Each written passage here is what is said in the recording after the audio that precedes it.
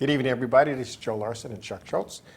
You're watching the 5 Off 5 On Racing Show. We're going to talk about the Busch Clash, ARCA race, some NASCAR news when we come back.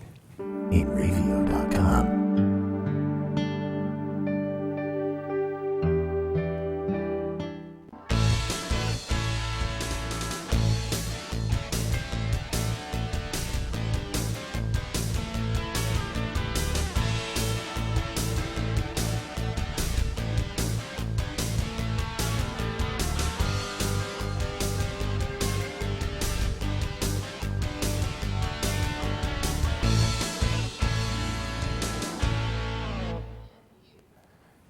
Hello again, everybody. This is Joe Larson. Chuck, welcome. Hey, how we doing? I'm doing good.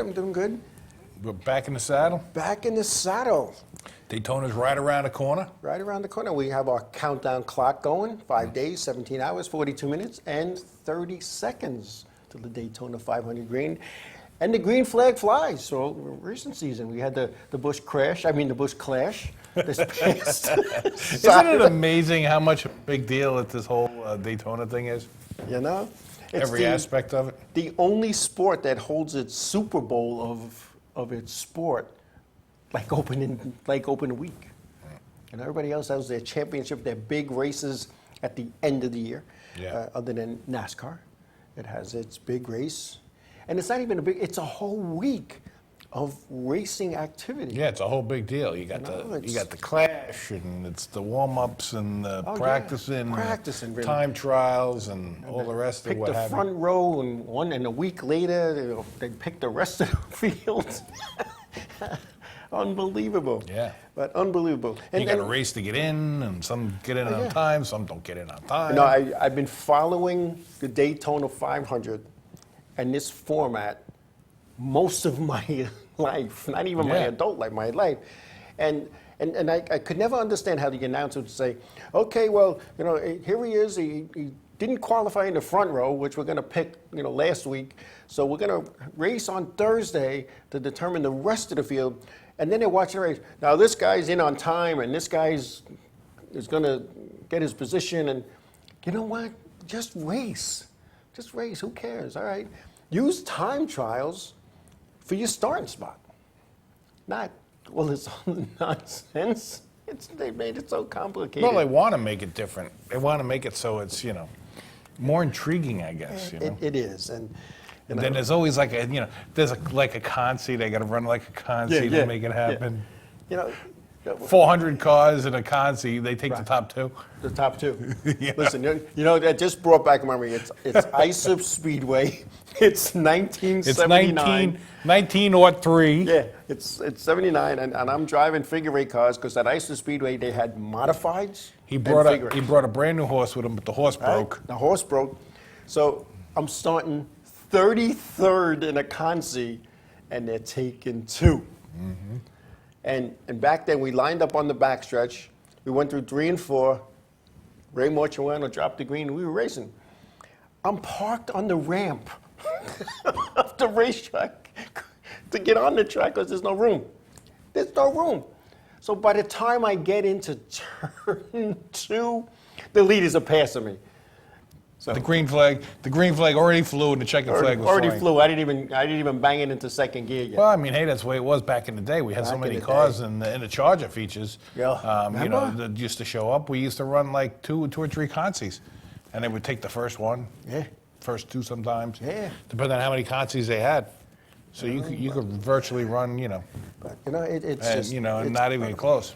No, but they had qualifying for the Great American Race, the Daytona 500, and 38 teams failed pre-qualifying inspection. Really? The first time around. Now, somebody had said, and a person in the know had said, and you know what, I respect this guy because we worked tech together for forever, and this equipment's sitting in the hot sun. It's aluminum. You're in the business. Does heat affect aluminum? Of course it does. Exactly. Heat affects every kind of metal. Exactly. But in which direction? Right? So these teams are all failing until somebody decided, you know what? maybe it was our tech equipment that was sitting in the hot sun all day, but they would never admit that. Never admit that. So what was the fail? Did they all fail for the same thing? Oh, no, it was anything that had to do With that equipment? with aluminum equipment. They all failed. Wheelbase, ride heights, the templates. These templates come down, it's like, they Yeah. come down like this. It's like a big spider.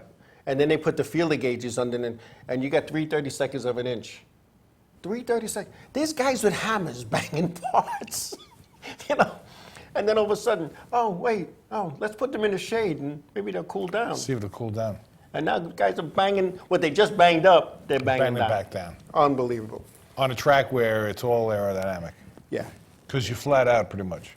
exactly. It's all aerodynamic. Yeah, it's incredible. It really is. And I don't know, it just becomes such a integral part of tech.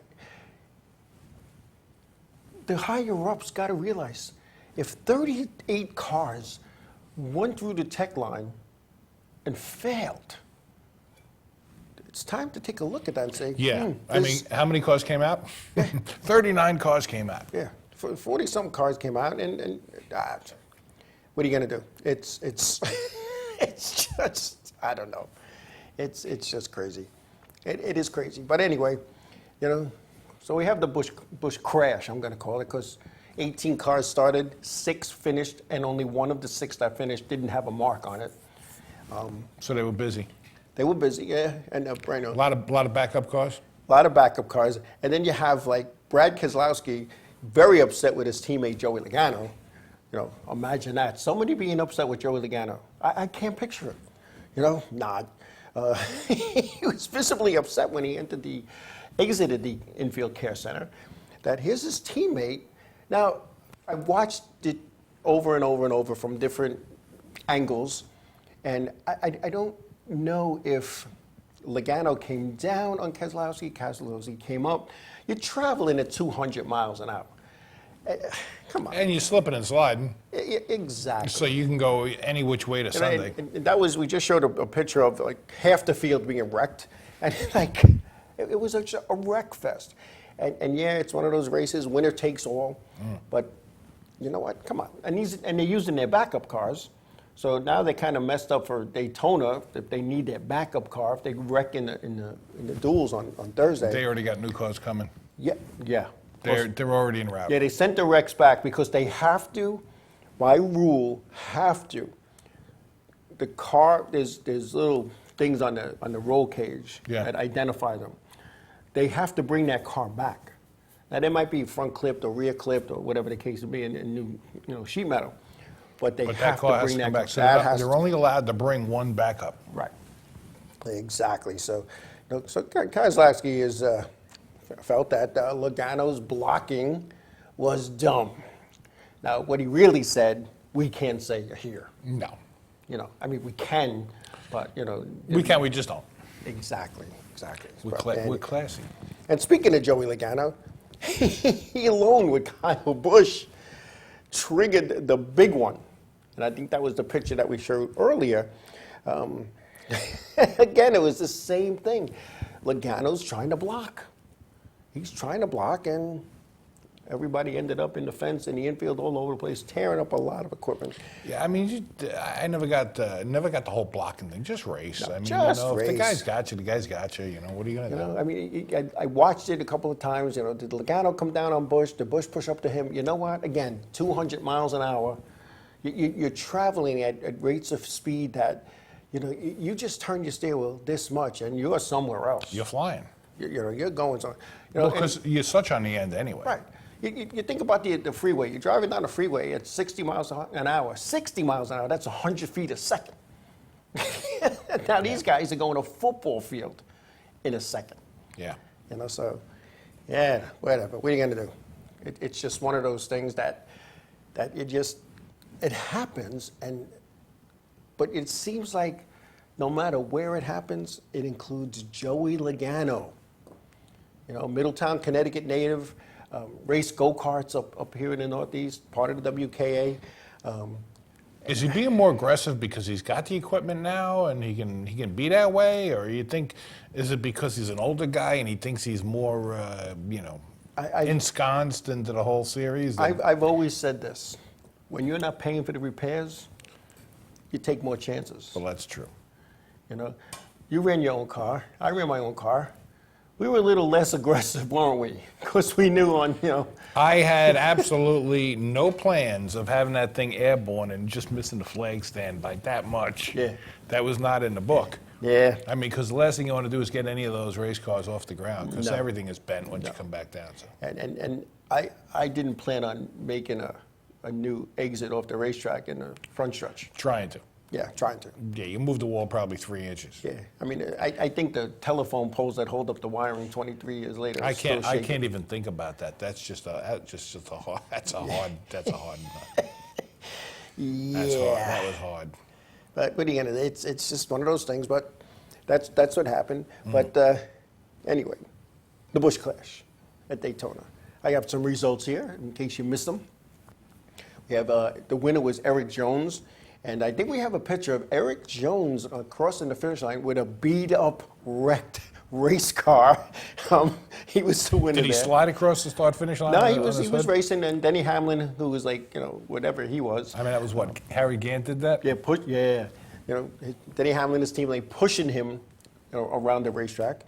But Austin Dillon was second. Clint Boyer was third. Kyle Larson was fourth. Ryan Newman was fifth. We have Denny Hamlin sixth. Even though he crossed the line second, he was really a lap down. How you get a lap down in a short race like that?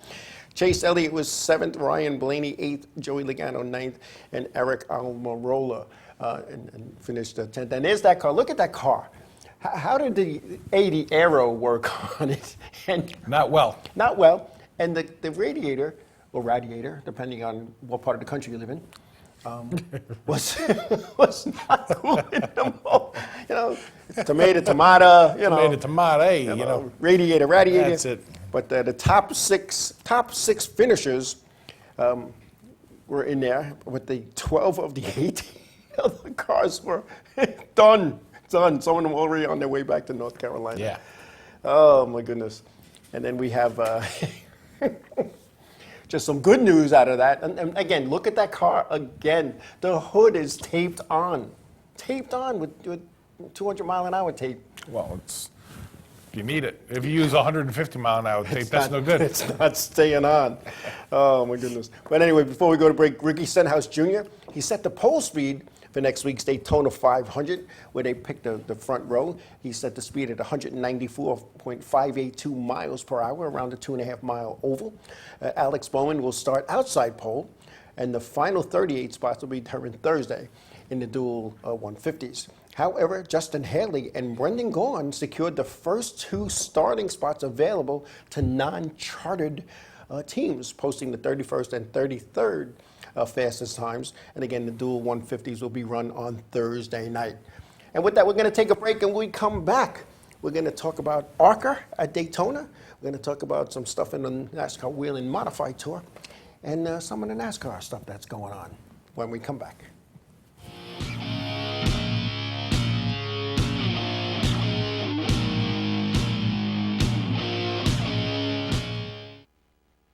Hey, we're what's set oh? up. I said was gonna say what's up for some reason.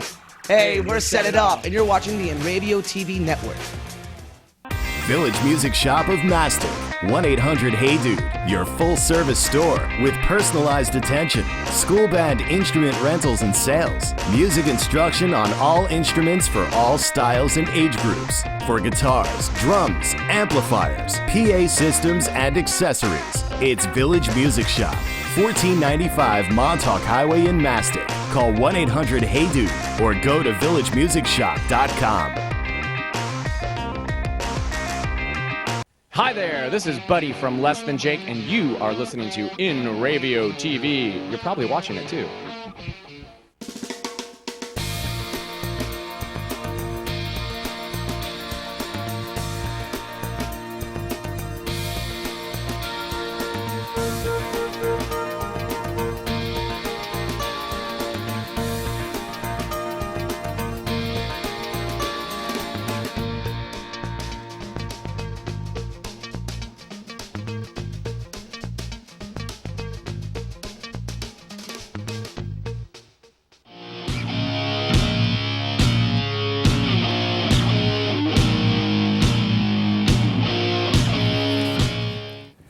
Welcome back, everybody. It's all back. good. It's all good. The big race, Daytona, next week. Next week. Get your chips and dips and get ready to go. Yep. First guy to the recliner gets it. Oh, what are we gonna do here? Okay. Yeah, it's one of those races that first one that was on live TV, flag to flag, was 1979, and it was looking back on that race, it was boring. It was a boring race. Well, that's why they would cut out and cut back in. Right. They'd show you a couple of laps, Yeah. pop up by, you get your fill of racing. Then they go back to the guy, on the skis going over the top of the building. The agony of defeat. Here's a 4.5-hour race, and Wild the Sports was on for 90 minutes, and they had 45 minutes of ski jumping, maybe some hurling, some of that stuff. No, not hurling. That's what you do after your race. That's what you do after the race. I did a lot Curling, of that in my day. curling, oh, curling. yeah. Curling. I said that on purpose. Hurling. I wanted to say that. That's what you do after Friday night drinking before So you they get to show the track. green, show 20, 30 laps, maybe, go to commercial. Now, next the guy's on the ski jump. Mm-hmm. Then next the guy's throwing that little tea kettle down the ice, and his friends are there with brooms. They did tons of that ski stuff. Oh, my gosh. Man. And then I it would say, remember it. okay, and the Swiss were the winners, and the Russians were second, this one, and the highest finished American was 94th. It seemed like the Olympics were on every weekend. You know what I mean? It was like Unbelievable. there was no coverage to coverage. Unbelievable. But you just watched the Olympics yeah. and the figure skating and the freaking downhill, whatever. Yeah. And you get a little glimpse of a race car for 15 seconds, and that was it. And it was grainy. I remember it being grainy. It was really grainy. But the alpine ski guys, you could see their eyeballs. But, And it was probably the same footage over and over again. yeah. They always Who had, would know? Yeah, they had David Pearson and Cale Yarborough going head to head. Yeah, beating and banging. And then there was always the STP car was always in 7th or 8th, waiting for the end of the race for the slingshot. And then bam. When he would do the shotgun, right? Exactly. And come around everybody. Exactly. Yeah, and then last 3 laps he's in the lead. Yep. Unbelievable. So the Arca Menard series was at Daytona, and that's usually a wreck fest. And you know what's funny? I actually watched it and didn't fall asleep. Really? I don't know how I did that. Was it a short race? Well, it's the normal whatever they do. It's kind of sad that here I am a commentator and I don't know how many laps they did. Well, one of the things I wanted to bring up, and I don't know, maybe it's just my No, bring it up. my TiVo, but it seems like when I search this stuff, I put Daytona and nothing comes up. No, it doesn't come out that way. I put NASCAR and it don't come up. No. I mean, I was looking, for the Clash, and I searched it, nothing came up. You So should have put crash. yeah, unless I knew exactly where it was, there was no way it was coming up. It's usually on Fox Sports, 1 or 2, depending on what other sports are going on, or it's on NBC SportNet, and some races are on regular mainstream Channel 4 NBC here in the East Coast, or no CBS the first flag to flag coverage, which Yeah. I said earlier. So anyway, hey, you like my hair? I have a hair person now. Do you? Yeah, I actually, they we're not ready to give a mention to the company, but they did my hair because they watched last week and they said my hair looked like crap. Mine too. They did my hair, did my hair as well. So I got to thank, big shout out to them. Yeah, They no. did both my hairs. Yeah. I mean, I had the whole works. A little trimming, a little hairspray, a little Oh, yeah? fixing. Yeah, it was There you good. go. It's good. Yeah, I got both my hairs done too. Oh, this is fun. Oh, I couldn't believe that. Never mind, I'm not even going to go. But the Arca Menard series was at Daytona, and like I said, that's usually a crash fest worse than the Busch crash. Worse, but it wasn't that bad. And those guys are kind of seasoned as well. It's not like they're their first run guys, No, I mean, it's- not like this is their first shot out there. Yeah, right. I just don't think they really, I mean, they run one race a year on the super speedway, it's Daytona, and I think partially is because they There's just not have enough practice on a big track. Exactly. But I got to put my Walter Cronkite glasses on this because I didn't write big enough to read this. And you would think you could see it from where you are. I can see it. Yeah, I can't. My Walter Cronkite glasses, look at that. Wait, I got to put them on right. This is Walter Cronkite and, the news. But anyway, Michael Self was the winner there, followed by Haley Deegan, who everybody says she's going to wreck. She finished second. Nice. Drew Dollar was third. Sean Kaur was fourth. Thad Moffitt fifth. Jason White sixth. Riley Herbst seventh. Willie Mullins was eighth. Brett Holmes ninth. And Scott Meltram was rounded out the top 10. So like I said, I watched that race and it was pretty, it was a good doggone race. You know, I guess they had a little talk. Had a little chat. Said, "Come on, keep it straight." You know, it was good. Keep, you know. I mean, you're not going to win it in the first, lap anyway. But you know what? This is what I think, and I see this when the NASCAR Whelen Modified Tour goes to New Hampshire Motor Speedway up in New Hampshire, and because the Cup teams are there and the Cup owners, and they're on their roof, because the best show of the weekend by far is the Modified. They put on a good show. These guys are trying to impress these owners, saying, "Hey, if I win lap one, I might not get a trophy, but I might be noticed." And then they tear everything up, and it goes against them. Just race your doggone race car. Just race. Nobody wins on the first lap. Yeah, and you know what? You're going to get TV time no matter what. I mean, whether you're first or last. Yeah. As a matter of fact, if you crash, you get more, but it's still going to cost you more money. So in the long run, it doesn't matter. Just do what you got to do. Yeah. Keep the car straight, bring it home in one piece. No, but it's one of those things, and my hair person is taking credit for fixing my hair for this show. Look at that. There you go. So, thank you. But it was a good race, and good race. And Speed Week starts at the New Symyrna Speedway for the World Series Asphalt Auto Racing. So that starts. In fact, the K&N Pro Series East is racing as we speak. I believe they went green at 7:30, so I guess it's 7:40 now. And a good friend of ours and team owner was live there as they were doing the driver intros just before we went live. So that's funny. They were going live as we went live. Nice. It's like I can't read it. I couldn't watch it. But anyway, and the NASCAR Whelen Modified Tour, NASCAR Cup driver Kevin Harvick and Ryan Preece were testing modifieds at the Martinsville Raceway. The Ground Pounders will return to the Martinsville Speedway in May.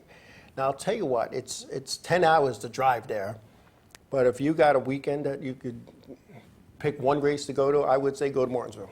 Yeah. The modifieds at Martinsville, it's like the track was built for them. It was built for them. And I actually drove the pace car there a couple of times with the modifieds. And what an experience that was, just driving the pace car. Just driving the pace car. And it was funny. We get there at 6 o'clock in the morning for an 8 o'clock at night race, because by the time we do all our tech and the practice and all that nonsense, we're there early. So it's a little story I'll share is it's 95 degrees all day. It's hot. In the shade. Yeah, in the shade, and we're in Virginia. And Martinsville Speedway is not in Martinsville. Just want to let people know it's in Ridgeway, Virginia. Martinsville's up the block. It's up the block. It's down the road, Martinsville. I don't know why they call it Martinsville, but I guess that sounded better than Ridgeway. Ridgeway. So here I am. I'm the pace car guy. And Teddy Christopher, the late Teddy Christopher, led most of the laps. So I was teasing him. I said, "You know what, Teddy?" I said, "I was probably the only guy not afraid to have you behind me, because I knew you weren't going to take me out." And, we got a good chuckle out of it. He bumped you anyway? Actually, he did, yeah, one time. He gave me a little tap, and he waved. I figured he would. So here we are. I'm driving the pace car, and I back it into this little cubby hole in turn 2, and I got the air conditioning on, and I'm sitting there. And you get the hum of the cars, like in your living room. You're in the recliner, it's all good. And I'm sitting there, and all of a sudden I hear, "Never mind, Joe, you'll get him next time." I fell asleep. So I thought I was asleep for like a minute. No, it was longer than that. There were pictures of me at the awards banquet, sleeping in the pace car. It was almost a career-ending situation, but everybody got a good laugh out of it. But yeah, it's had some fun with the ground pounders back then. It's easy when it's a million degrees. You work on these cars and you commit yourself to this sport like we do. You're tired. Yeah. I mean, you stop moving for 5 seconds, you're out. Oh, you're out. And God forbid the temperature, and you get a nice quiet area or a nice hum of the race cars. It's too easy, really. It definitely is. Way too easy. It's way too easy. If you feel too comfortable, boy. I It's fell all over. asleep in the tower once. Similar situation. I'm up in the tower. I'm working Stafford Motor Speedway in Stafford Springs, Connecticut, and I don't realize I fell asleep. I don't realize it. I got my flag guy. He's doing his thing, and all of a sudden, on the NASCAR. You're leaning on your hand next Oh thing yeah, you know, you're like this. You're out. There's pictures of me posted all over the internet. There I'm sleeping, sound asleep, sound asleep. You're in that 95 degree heat, and you're up in the tower, and I'm like, It's whatever it takes. out, just out. We had gone to Flemington, New Jersey, for the Race of Champions when they held it there. Right. It was after the Pocono days. Oh yeah. And we're at Flemington, and there's a line of cars. I don't even know how many cars there were. But there's a line of cars, 50, 60 cars. Everybody went to the Race of Champions, I guess, that year. Yep. We're in the line of cars running. We're out on the track, on pit road. Everybody's going out to do time trials. 2 laps, fastest lap, time trials. Yep. So cars running, I'm in the car, got cars in front of me. Next thing I know, the flagman's shaking me, waking me up. You're next. I open my eyes, and there's nothing but open track in front of me. Oh, man. I was in the car with the car running, strapped into the car, totally out. Yeah. Totally out. It happens. Out like a light. Yeah, it happens. I felt warm, cars humming, Yeah. Yeah. and it got rained out anyway, so we had to go back. Yeah, these things Unreal. happen. It does. They happen. And But, that's, that's what it is. You're driving all night, you're working all day, you're driving all night, you get to the track, you're up, you're working on the car, you're focused, you're like, your mind is going, you burn yourself out that much quicker. You have to be careful. yeah. You have to. You do. No, it's We went from track to track and took the ferry over from Connecticut and slept in the parking lot at Riverhead Raceway, got up the next day and pulled into the pits, and we did all of that. yeah. You never did that. You gotta be careful. It's too easy. You get involved in racing, and it's too easy to be not on your game. Yeah, and that's when mistakes happen. Yes, that's when mistakes happen. Mistakes happen. I mean, in all seriousness, I know I've been joking around tonight, but in all seriousness, you're strapping yourself into, 400, 500, 600 horsepower. Anything can happen, and you have to be sharp. You have to be on your game, and when you're not, you can't blame the other guy, which a lot of drivers do. You can't blame the other guy. It was you. You did that. And I can remember when I was the race director at Riverhead Raceway years ago. I can remember guys would come in the office and that guy wrecked me on purpose. And I would say, Mr. Driver, did you not notice that he wrecked too? His race car store? Do you think it's not he like he came did it here on and wanted to purpose. wreck on Yeah. purpose? Did you ever notice that before Earnhardt raced, he always slept? Yes. He always had a nap. You always find him sleeping on a pile of tires somewhere. Yeah. No. And, you're so on your game, you're so focused that it really sucks a lot out of you. It does. And drivers do a lot of different things. When you're, at that level, you can go into the hall or you can have a bologna sandwich or whatever your thing is, to get you ready for the race, But Yeah. We got but that. when you're a local guy, it's, you're the pit crew, you're the guy who's driving the hall, you're doing a lot. You got to be careful. And you know who's watching again this week? I do not. Andy Seiss. Nice. When drivers in the top echelon of our sport watch this show, that's good. So, Andy, thank you. Yeah. Appreciate that. That's very nice. Thank you. That's it. You know what? I knew he was watching in the past just from stuff he said, on Facebook and stuff. So, but there's a lot of the regular people here. Ray Bouchard, multiple crew chief champion, Gold Wrench Award winner. He's on the show watching. There's just a lot of people. Dominic Lear, 2-time NASCAR Wheel and Modified Tour champion, racing Bob Garbarino. Looking at these names of people that are watching it. So, thank you. Yeah, thank We you. appreciate that. And then a lot of local guys from all over the country, and gals. I don't want to forget the gals. There's a lot of gals out there. But, We appreciate all the love and, yeah. And to give it back. And Jay Slice, who was he was the last of the holdouts in the old chat room. He was. He was, you know, and unless his son had baseball, He was there. He was there. He was there. Came here for an anniversary show. He's been. I think he hasn't missed a show. You know, I'll tell you what. I think he finally passed WJ in shows watched. Shows and watched. participated in. So I want to thank him, and even like wow, I'm looking at the names and it's like holy cow, beautiful, beautiful, makes you feel good. Yeah, you know, it's good to know that we're doing something that, you know, people like. Yeah. Either that or they have a drinking game. Every time we do something, they're drinking. Yeah. Maybe that's what it is. You know?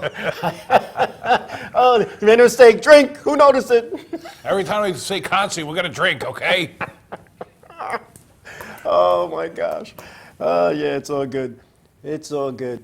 But the green flag, like we started our title tonight, the green flag flies. The racing is here. And when you look Less back than a on week this, away. You can see the countdown Yeah. clock. It's so close.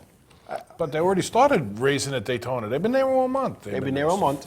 But now we're actually getting to view some stuff. You know, Yes, see what it's all about. It's a good thing. But you get 6 cars, finish a race. What's up with that? It's everybody wants to win. Yeah. I mean, we all want to win. Don't get me wrong, but at what expense? Anyway, we got to take a break, and we'll come back. We're gonna talk about some NHRA stuff, which we haven't really talked about in quite some time. And Quick, short break. Just stuff, and we'll have some fun when we come back.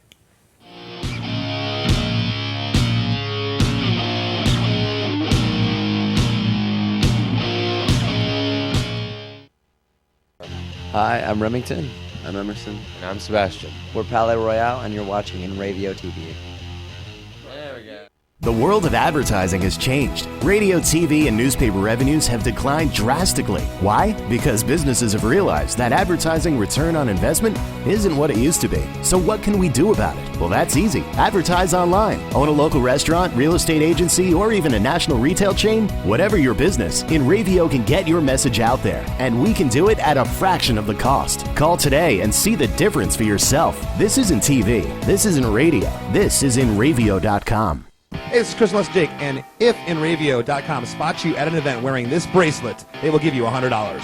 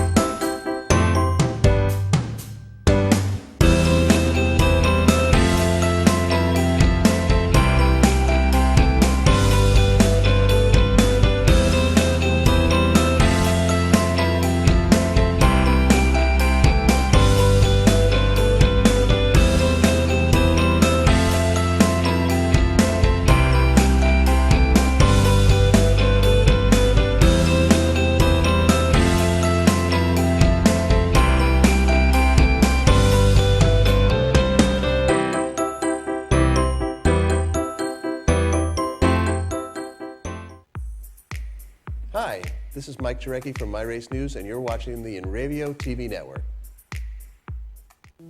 Hey guys, this is Jibs from Ocean's 8, Alaska, and you're watching Inravio TV network.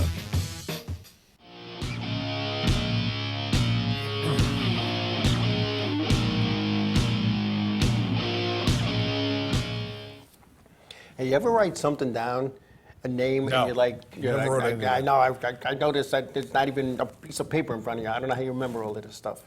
I You don't. must study the scripts. But I wrote this name down before, and I'm like, why is that name? Brett Hearn. It came to me. Brett Hearn, one of the winningest drivers on dirt, with over 1,000 career feature wins, is hanging it up, kinda. Brett Hearn had a scratch and dent sale at a shop, got rid of a lot of stuff. He's going to only race a handful of races in 2020. He has become the race director at the Orange Fair Speedway in Middletown, New York. Really? The fastest mile on dirt, the legendary House of Pain, as they call it. So that's interesting. We have footage somewhere of him. Yeah. Maybe we could dig up one of his, but we have a lot of footage. So, but Yeah. I remember talking with him, and he was a humble guy. I just couldn't believe it. Then he straps into that race car, and it's a whole different story. A whole different story. So he's basically selling out. I announced at that racetrack. Every time I go up there, they put me in an announcer's booth. I don't know the guys. I'm like on a piece of paper. I'm like, all right, car number 20. You know, Goggles Paisano. But a pretty car just passed the other one. It doesn't look that good over there. You know, yeah, that's one of the places where they treat me like I'm the ambassador of racing. You know, I'm walking around. I don't even have like an Inravio coat to identify me. They just know me. And then I go in and they have the Midway, and they have I think it's called the 31st lap. I think, because the features there are 30 laps, and it's the 31st lap or the 40. Yeah. It's something first lap, Right. And it's a bar. And so I'm sitting there, you know, I'm having my, my JMO, and I go to pay, and we were told your money's no good here. I go to get a slice of pizza. We were told your money's no good here. And then I'm up in the announcer's booth. I'm announcing. I got to get back up there. It's been a while. But, And you know why they do that? Why? So that you do what you just did. Yeah, exactly. But that's okay. Because for that moment. Because then you go to Bethel. Yeah. And then all bets are off. Yeah, oh, no, yeah. No.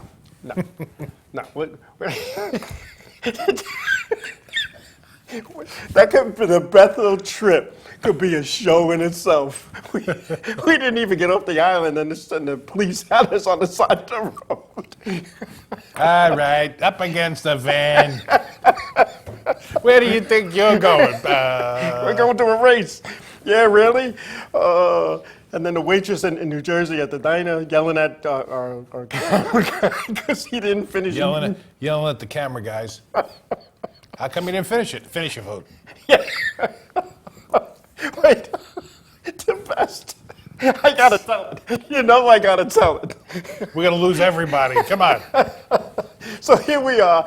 We're gonna go eat. The fact that Bethel didn't feed us is a whole nother story. But anyway. We're standing there with the race director. We're gonna get something to eat. Oh yeah, you should do that. that was it. Yeah, the concession stands right behind on the front stretch. It's right over there. So we go up there. Who gets fish and fries? I mean, the chicken strips and fries. Who got this? Who got that? And there's a picture of a hot dog with a smiley face, slim legs, and a big plate of beans. So he goes, "I'll take that." What? So all the stuff is put on the counter. He gets out his money. We're still thinking it's going to be free, but it's not. And he goes, "Is something missing?" The girl goes, "No." Okay. So we all sit down at the picnic table. We all have our nice little platter thing of chicken strips and fries, and who had a hamburger and fries. And he has this little cup. It wasn't even a cup. It was a small coffee cup. That's what it was. And I'm thinking, all right, well, that's probably the beans. That's probably the beans. Makes sense. Put it in a coffee cup. Why not? So I'm saying, where's the hot dogs? They were So I cut say to the up. lady, I said, where's the hot dogs? It's cut up inside the coffee cup, the 2 hot dogs. Meanwhile, this picture shows 2 hot dogs on the bun. Yeah. And the beans. With little smiley So I'm thinking faces, arms. a couple of hot dogs and some beans sounds like it would hit the spot, you know? There's no buns. Just a hot dog cut up into the beans. Here's your cup of beans. We've had some fun, haven't we? It wasn't funny that day, but we moved back. We had fun that day. We did have fun. But anyway, oh man, being a talk show host is fun. Anyway, I gotta tell you, I was playing around with the TV, and I watched. Trying to figure out how to work it? I'm telling you, I'm not techie. I'm not. I know how to hit on, off, period. But I see this documentary about Willie T. Ribbs. Remember him? Willie T. Ribbs. Oh, my goodness. Well, And the Afro Sheen Cadillac. yeah. Well, I watched it. It was about Willie T. Ribbs, like I said. It was entitled Uppity. And it's an in-depth profile of the life and career of Willie T. Ribbs, the controversial African-American race car driver. Ribbs competed in Formula One, the Indy 500, Trans Am, IMSA, NASCAR Cup Series, and the Gander Outdoor Truck Series. Now, I remember him in the Truck Series. I don't remember him in all this other stuff, but I do not. no, and in this documentary, I mean, he had top-notch rides eventually, but what was happening is he would get fired because of his mouth. And he was a development driver back then. There's a picture of Willie T. For Jack Roush. And Jack Roush had him in IMSA and some other things. And he was given instructions to let somebody else beat him on the team. Because this guy was winning everything. And it was... Willie T. Ribbs. Yeah. And, you know, listen, this guy has to win. David Hobbs, he has to win this. Because not only will we win the championship in the manufacturer points, but we're going to win the, you know, this point, this. And, you know, you didn't run the full season, so if you win, you're going to take the... He goes, I'm here to win. Well, then he was talking to Ford, and on his own, without Jack Roush, and Jack gave him, like, bad equipment on purpose. According to this documentary. I can't see Mr. Roush doing that. I can't see that I've happening. met Mr. Roush. I've had conversations with Mr. Roush. He walked me around his shop in Concord, North Carolina, telling me about stuff. Yeah, But I don't think this that's- documentary, of course, made Willie T. look like a good person. Sure. You know, it's about him. Yeah. You know, if they did a documentary about me, they'd have to make me look good, which would be very stretching. Be a very short documentary. Oh, yeah, very short, very short. Yes. But I watched this thing, and I was like, I didn't know all of this stuff. That this guy just wanted to be a race car driver, and his family had farms, and his grandfather had all this property and all this land farming, so that none of his boys or his grandsons would ever have to work. They could work in the family business. But he wanted to be a race car driver. You know, the backstory on a lot of these drivers is probably pretty intense. Oh, yeah. I mean, because it's a, you know, it's a lifestyle, and when you become a racer, there's a lot of you know, blood, sweat, and tears to get there. Whether it's from you or from your family, from your friends, you know, a lot of people help you along the way. It's not a, you know, it's a whole village that helps you get there. And even on You the know. weekly level at your local short track, there's a lot of people that got you there. You know, we weren't paying our crews. We fed them. We might have bought their license, paid their way in. Might have. Maybe. Yeah. I don't know if I did. Yeah, I did. I had nice sponsorships, so I could do that. But now think about how many guys that were on our crews now that are, you know, in the Cup Series. Yeah. It's remarkable, and you know, great. I mean, because that's what it wanted to be. Yeah, and they're not sweeping floors, and they're working. They have, you know, some important jobs. Yeah. But interesting, if you could, you know, and I'm not that I'm giving Netflix a plug here. It was Netflix. But check it out. Anytime you can see a documentary about a race car driver, it's always good, and interesting to see where they came from, how they got there. And so, Willie T. Ribbs, interesting story. I do like that. I'll have to check it out. Yeah. And anyway, NHRA, like I said earlier, it's a long time since we talked about NHRA. The Lucas Oil Winter Nationals were at the Auto Club Speedway, or Raceway, I should say, in Pomona, California. The winner there, top fuel, was Doug Coletta. A funny car was Jack Beckman. Pro Stocks, Joe Coughlin. Top alcohol dragster was Sean Cowie. And the top alcohol funny car was Ryan Rashan. I believe that's how you say that. So NHRA is back. I think the next event is in March. So that'll be, you know, interesting. I'm not a two guys done for 6 seconds. That's not my thing. No, it's not my thing either, but it's big, and there's so many people that run, and you know, with all kinds of different cars. I mean, you know, street cars right up to the top fuels. Yeah. And you know, it's big. You know, that end of the United States, whereas here it's. I mean, forget about Long Island. Yeah, it's non-existent now. It's always been looked at as a redheaded stepchild. Yeah, I mean, all racing, for that matter. But And now with Englishtown being closed, that makes it even more difficult for the guys on the does. East Coast and Northeast over here to do something. The Long Islanders, I believe, have to go to Atco in New Jersey, and it's a trip. It's a trip. It's really a trip, and even the Long Island needs a drag strip gang. It's kind of quieted down a little bit. Well, it's a hard thing to make happen, and I was thinking about it today, and there was actually some news that it's kind of pointless to share, but I was thinking about some of the different tracks and the fact that the owners of these tracks, like our oval tracks that we race at, they're really not making a lot of money at these things if they're making money at all. I mean, even Englishtown, as a drag strip, those guys, they were saying how they weren't making any money. If they paid their bills and made a couple $1,000s, they were doing good. And I'm thinking, really? Yeah. A couple of $1,000s? Yeah.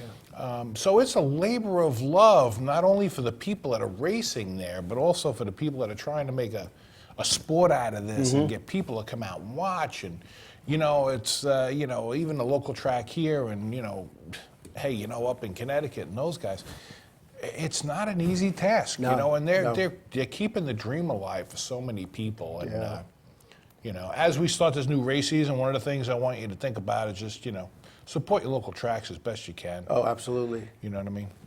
Absolutely. And when you think about that, when you think about some of these, wow.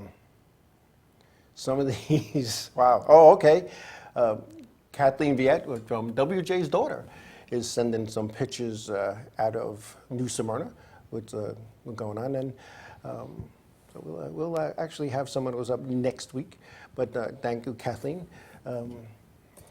It's Speed Weeks, and I can't help but to think about WJ and his little spot up in Turn 2 at the Riverhead Raceway, and never missing a show, and never missing an anniversary show live, and his daughter still goes to the races, still goes, and she lives not too far from the New Symyrna Speedway. So, Kathleen, thank you so much for that.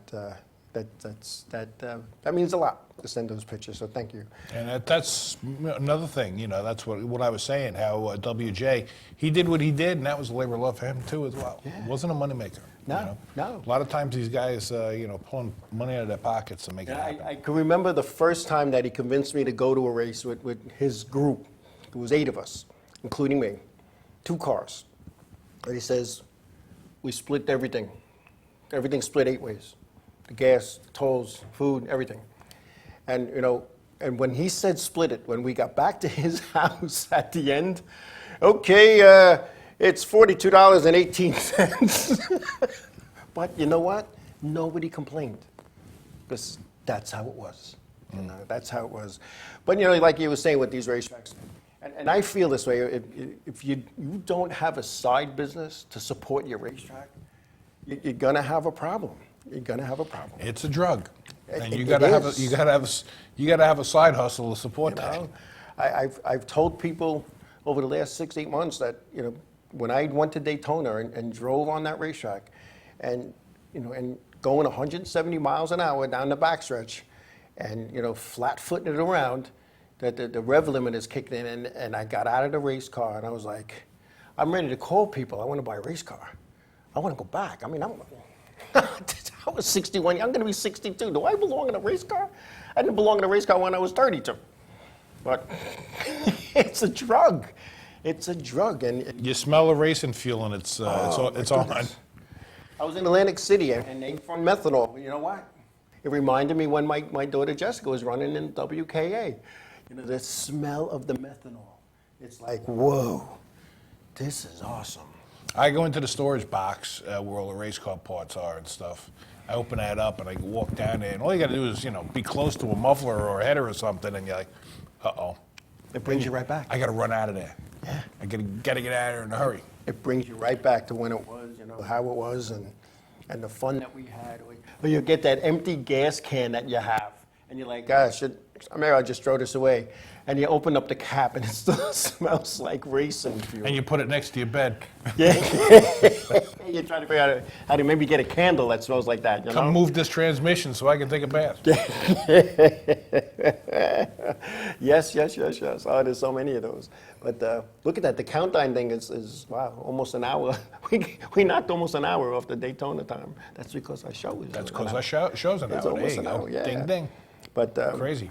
But yes, it's you know, the season is here. The green flag has dropped, and we got the Daytona 500 is this Sunday, and if anybody that's on this show doesn't watch the Daytona 500, you know what? Just hang up your helmet because you're not a race fan. And even if you're working that day. I don't think I've ever missed one. You know what? I think I did, but I was in a plane. I was like flying across the country somewhere.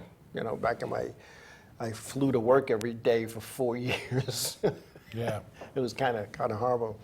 But, you know, just the stuff that goes on in racing, you're talking about the small tracks and the short tracks, and, you know, the routes up in Connecticut, they have a catering hall there.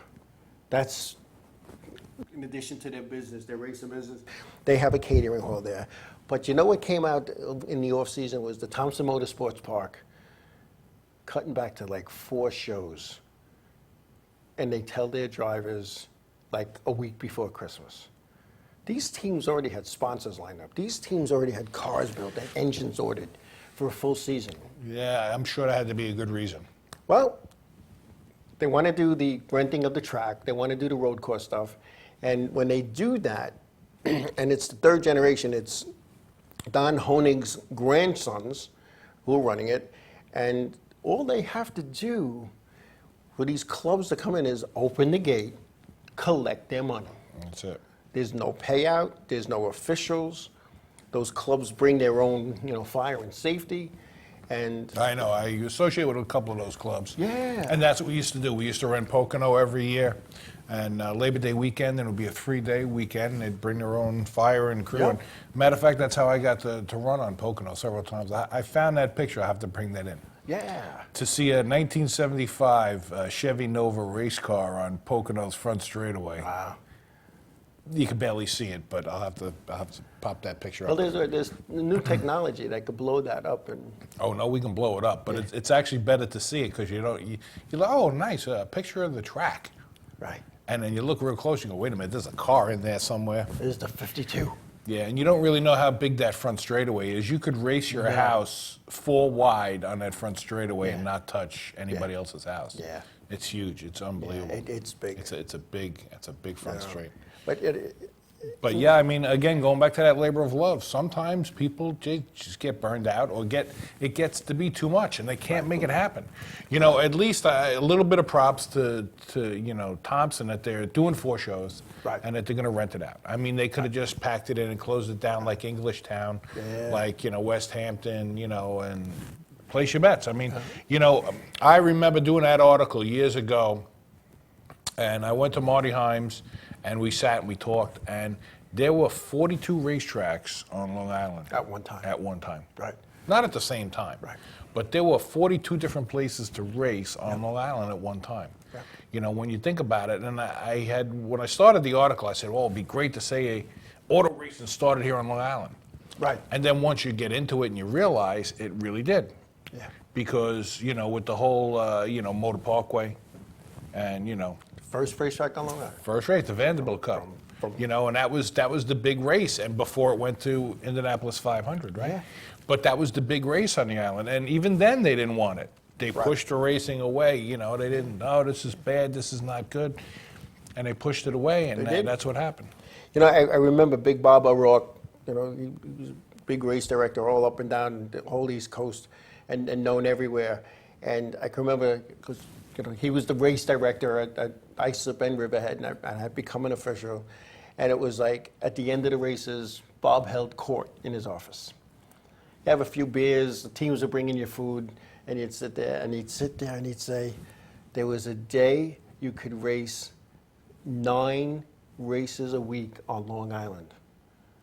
You'd race a Saturday afternoon and a Saturday night, Sunday afternoon and a Sunday night, and every night during the week. Yeah. And guys were making a living out of racing because it wasn't costing that much, not like it is today.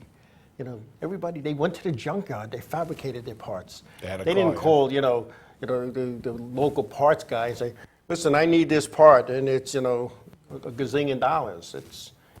I remember going to the junkyard. You go to the junkyard, you grab a part, you do what you got to do with it, and you were racing. I mean, there was one time I went to a junkyard, and I went with my broken part, broken and bent, and I said to the guy, this is from a 64 Ford. You got any 64 Fords? So he says, I got one over there. So I go over there, and I swapped the parts. I feel bad that I did this. I feel bad. Are you coming clean? I just swapped it out. I went, it's not the same one. All right. Now, I didn't feel bad, when I got to my garage and put it on the car. But when turn one, lap one, I hit the fence. I was going to say, karma got you. It did. It did. So you know what I did? I went and paid for it anyway after that. Oh, that's nice. I felt bad. I thought I was going to get my butt kicked, because I robbed from him. And you know what he said to me? He took my money, and he goes, okay, I appreciate you doing that, but if I ever see you here again, you're going to be part of the car that we crush. That wasn't good. And I was just a little kid then, Yeah. I was tiny. I didn't have any muscles. I was scared. If you could picture that. I had a junkyard sponsor, so I was good. Yeah. I was there every week. No, I had non-traditional sponsors. My sponsors are weird. Big brothers, big sisters, All we had to do was do an appearance every once in a while. I had whoever had money, but, if the guy had parts that I needed, then, yeah. Exactly. Junkyard sponsor, best age. machine shop sponsors. Yeah, but I don't know. Whatever it took. We're going to take a break, I think. No, we're not going to take a break. We're going to wrap up. Oh, yeah. Yeah, we're getting. Did you see that look? Whoa.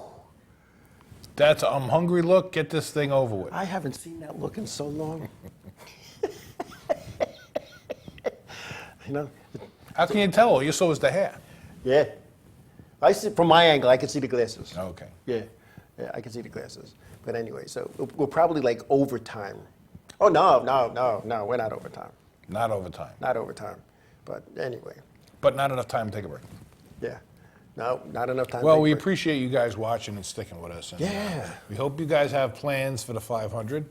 Maybe you got some friends coming over, Yeah, or maybe you're going to friends. or maybe going to friends, so be careful. Drink responsibly if you're going out. Yeah. And, be careful. And next Monday's show, when you log in and you're watching, give us your thoughts on the Daytona 500. We're going to give away a race car. No, No, well, that we can't do. maybe A little this one, week. one of these little guys. But give us your thoughts on it. Like when you log in, you do come into the show, say hello. Hey, I'm Fast Al, and this is what I think. Oh wow, he's watching. And Of course he's watching. He's right there. He's right there. And give us your thoughts. Let us know what you thought of the Daytona 500. If it was what you expected of it. If you were disappointed. If it was a good race, bad race. But don't just say, oh, the race stunk. Say why.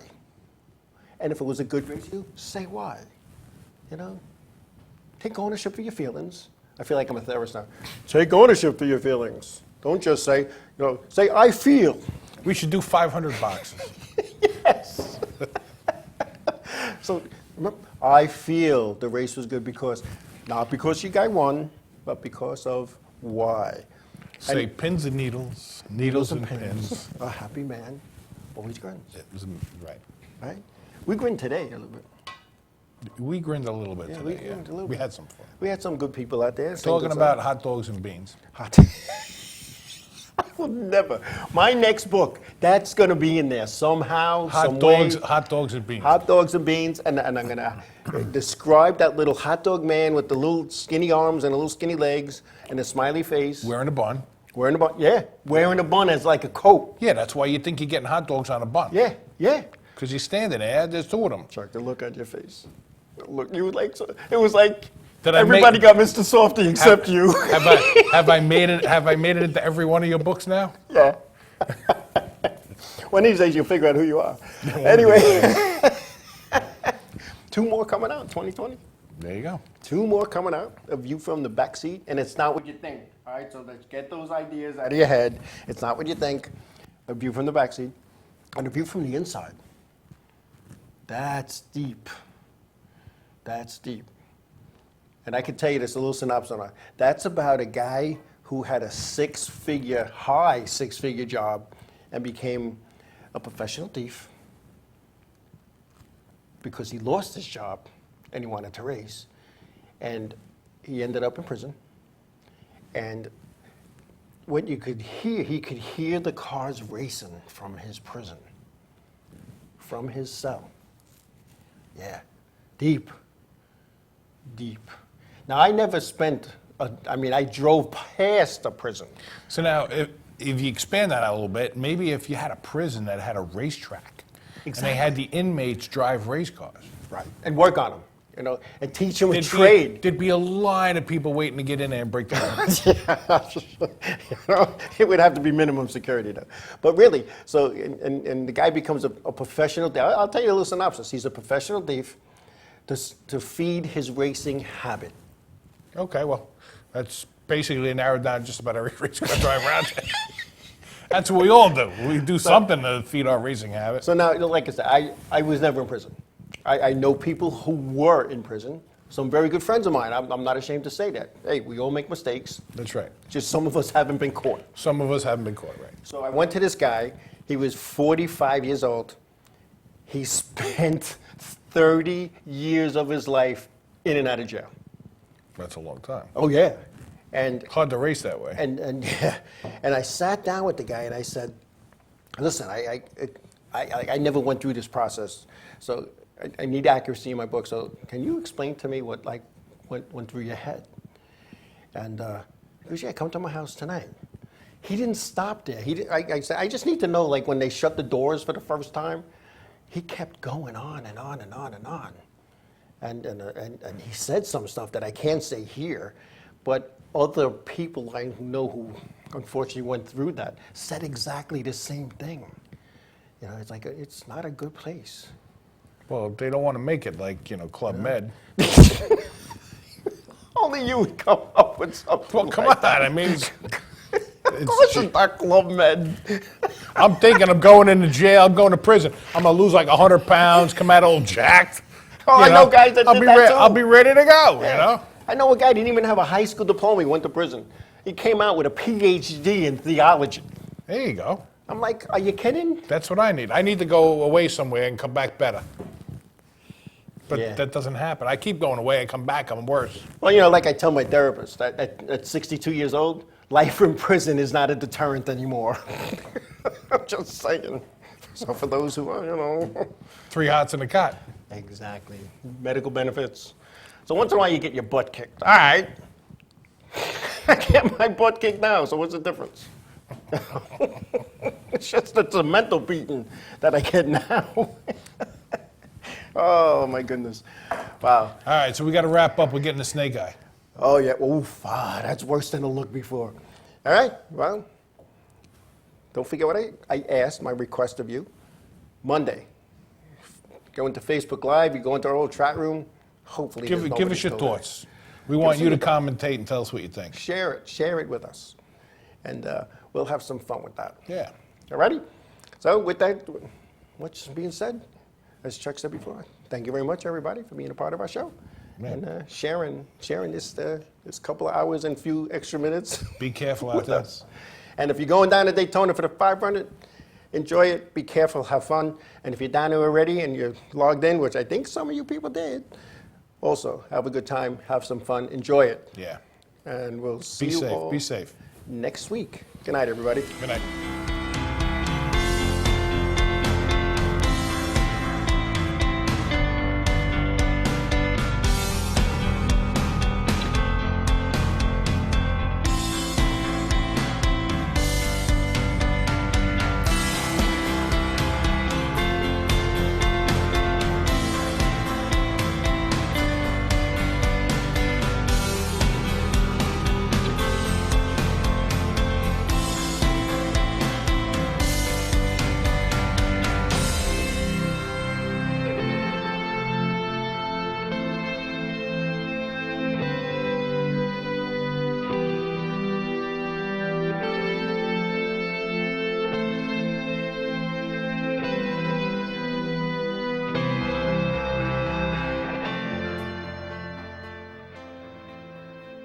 Inravio.com.